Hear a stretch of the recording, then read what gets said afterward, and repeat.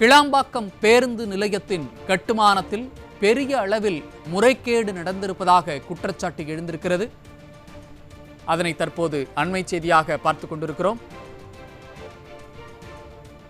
கிளாம்பாக்கம் பேருந்து நிலையத்தின் கட்டுமான பணியில் பெரிய அளவில் முறைகேடு நடந்திருப்பதாக குற்றச்சாட்டு எழுந்திருக்கிறது.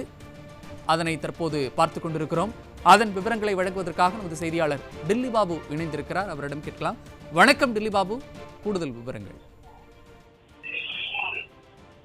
நிச்சயமாக சையத், சுமார் 400 கோடி ரூபாய் மதிப்பீட்டில் கட்டப்பட்ட இந்த கிளாம்பாக்கம் பேருந்து நிலையம் பயன்பாட்டிற்கு வந்ததில் இருந்தே பல்வேறு விமர்சனங்களை எழுந்து வருகின்றன.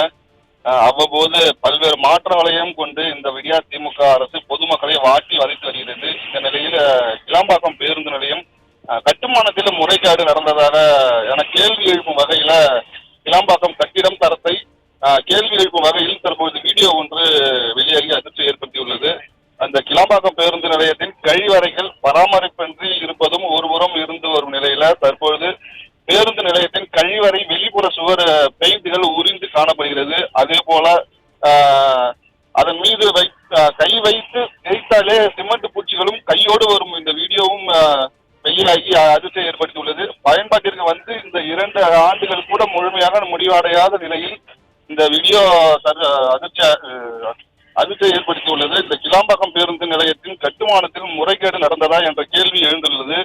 இது தொடர்பாக அதிகாரிகள் உரிய நடவடிக்கை விசாரணை நடத்தி பொதுமக்கள் கோரிக்கையை முன்வைத்துள்ளனர்.